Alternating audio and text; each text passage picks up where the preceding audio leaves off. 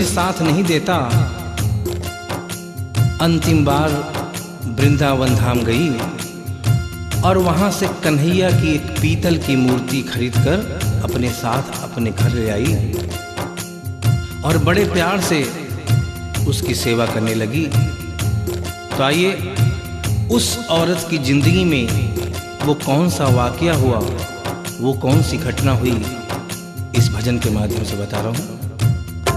भगत के वश में है भगवान, भगत के वश में है भगवान, भगत के वश में है भगवान, भगत के वश में है भगवान। भक्त बिना ये कुछ भी नहीं है, भक्त बिना ये कुछ भी नहीं है, भक्त है इसकी जान। भगत के वश में है भगवान, भगत के वश में है भगवान, भगत के वश में है भगवान, भगत के वश में है भगवान।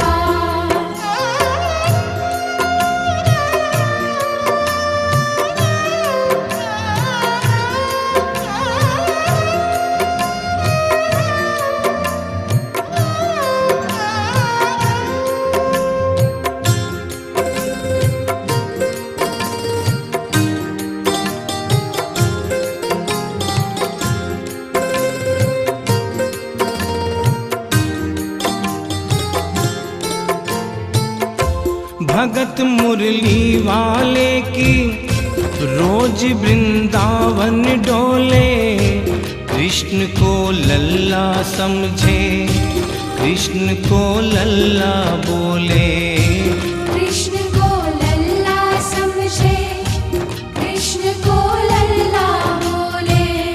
श्याम के प्यार में पागल हुई वो श्याम दीवानी, अगर भजनों में लागे छोड़ दे दाना पानी, अगर भजनों में लागे छोड़ दे दाना पानी। प्यार करन वो लागी उससे, प्यार करन वो लागी उससे, अपने पुत्र समान। भगत के वश में है भगवान, भगत के वश में है भगवान, भगत के वश में है भगवान, भगत के वश में है भगवान।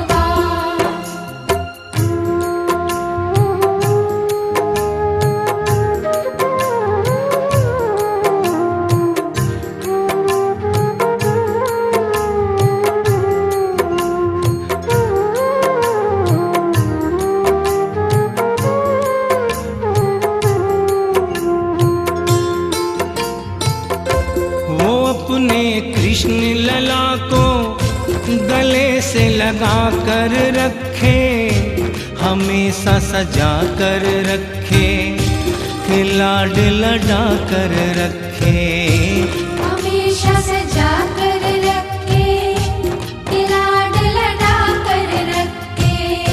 वो दिन में भाग के देखे, रात में जाग के देखे, कभी अपने कमरे से शाम को झांक के देखे, कभी अपने कमरे से शाम को झांक के देखे। अपनी जान से ज्यादा रखती, अपनी जान से ज्यादा रखती, अपने लला का ध्यान। भगत के वश में है भगवान, भगत के वश में है भगवान, भगत के वश में है भगवान, भगत के वश में है भगवान। समय अपनी गति से चलता रहता है। थोड़े दिनों के बाद घर में जन्माष्टमी का त्योहार आया। उस दिन संयोगवश उस औरत की तबीयत बहुत ज़्यादा खराब थी। वो अपने बिस्तर से उठ भी नहीं पा रही थी। उसने अपनी बहू को आवाज़ देकर कहा कि बेटा आज जन्माष्टमी है, आज जन्माष्टमी है, आज मेरे कन्हैया को नहला धुलाकर, उसे चंदन का लेप लगाकर, उसे सुंदर वस्त्र पहनाकर पालने में बिठा दो। बहू जो कि एक जरूरी काम कर रही थी कंप्यूटर पे, उसने कहा कि माँ अभी थोड़ा वक्त लगेगा, अभी मैं एक बहुत जरूरी काम कर रही हूँ, जब 2-3 घंटे के बाद ये काम खत्म हो जाएगा तब तेरा जो काम है वो होगा।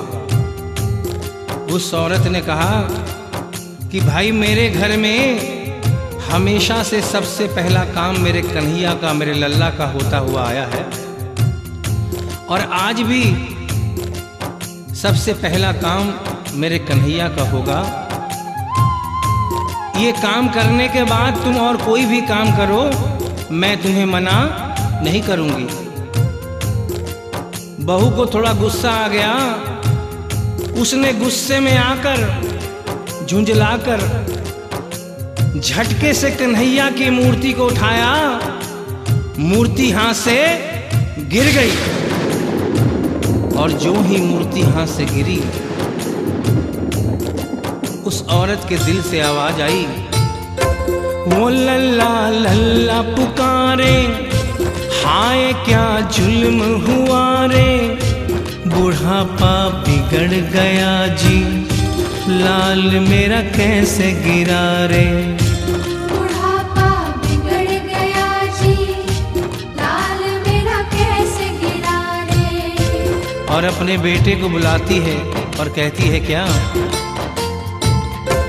जाओ डॉक्टर को लाओ, लाल का हाल दिखाओ, अगर इसको कुछ हो गया मुझे भी मार गिराओ। अगर इसको कुछ हो गया मुझे भी मार गिराओ। रोते रोते पागल हो गई, रोते रोते पागल हो गई, घर वाले परेशान, भगत के वश में है भगवान, भगत के वश में है भगवान। भगत के वश में है भगवान, भगत के वश में है भगवान। उसके बेटे ने लाख समझाने की चेष्टा की कि माँ ये पीतल की मूर्ति है, माँ ये पीतल की मूर्ति है, इसे गिरने से कोई चोट नहीं लगती। लेकिन वो एक ही रटन लगा के रखी थी कि किसी डॉक्टर को बुलाओ और मेरे कन्हैया को दिखाओ। हल्ला गुल्ला सुनकर पड़ोसी जमा हो गए। पड़ोसियों ने पूछा, भाई क्या बात है? लड़के ने कहा कि मेरी माँ पागल हो गई है, मेरी माँ पागल हो गई है। अरे पीतल की मूर्ति जमीन पे गिरी है तो कहती है कि डॉक्टर को बुलाओ। उन्हीं पड़ोसियों में एक बुजुर्ग आदमी थे, उन्होंने उसके बेटे को एक तरफ बुलाया और कहा कि बेटा क्यों झमेला करता है? अरे मोहल्ले में इतने सारे डॉक्टर हैं, किसी को बुला के ले आ, वो आके देख लेगा और कह देगा तेरा लल्ला ठीक है, तेरी माँ शांत हो जाएगी। लड़के के भी समझ में बात आ गई। मोहल्ले में गया, बहुत से डॉक्टरों की मिन्नत की, लेकिन कोई भी डॉक्टर ये केस लेने को तैयार नहीं हुआ। बड़े मुश्किल से एक डॉक्टर को राजी किया और कहा कि डॉक्टर साहब मैं आपको दुगनी तिगुनी फीस दूंगा, सिर्फ एक बार मेरे घर चलो और मेरी माँ से सिर्फ इतना कह देना कि तेरा लल्ला ठीक है। डॉक्टर भी लालच में आ गया, अपना ब्रीफ केस उठाया और उसके साथ उसके घर चला गया। और क्या हुआ? नबज को टटोल के बोले, ये तेरा लाल सही है, कसम खाकर कहता हूँ कोई तकलीफ नहीं है। वो माथा देख के बोले ये तेरा लाल सही है, माई चिंता मत करियो कोई तकलीफ नहीं है, माई चिंता मत करियो कोई तकलीफ नहीं है। लेकिन उस बुढ़िया माई को तसल्ली नहीं हुई। उन्होंने कहा, अरे डॉक्टर, ये तू कैसा चेकअप कर रहा है?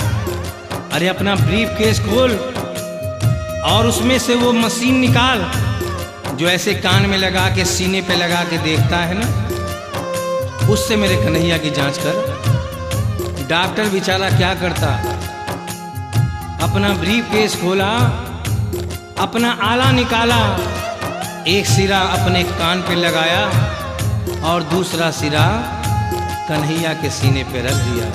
और क्या हुआ, जो ही सीने से लगाया पसीना जम कर आया, उसने कई बार लगाया और डॉक्टर चकराया, उसने कई बार लगाया और डॉक्टर चकराया।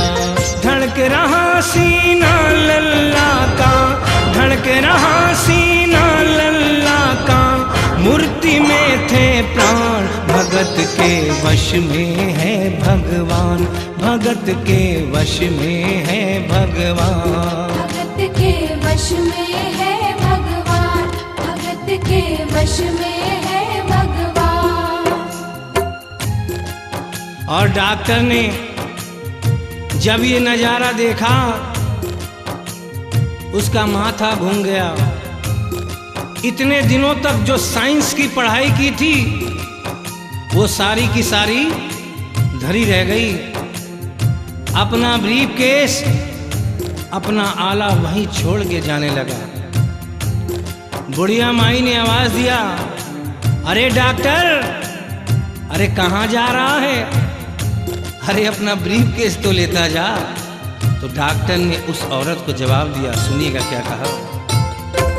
देख तेरे लाल की माया बड़ा घबरा रहा हूँ, जहाँ से तू लल्ला लाई वहीं पे जा रहा हूँ, जहाँ से तू लल्ला लाई वहीं पे जा रहा हूँ। लाल तेरा जुग जुग जिए बड़ा एहसान किया है, आज से सारा जीवन उसी के नाम किया है, आज से सारा जीवन उसी के नाम किया है। और उस डॉक्टर ने उस बुढ़िया के बेटे को बुलाया और कहा, बनवारी तेरी माँ नहीं पागल, बनवारी तेरी माँ नहीं पागल, पागल सारा जहान, भगत के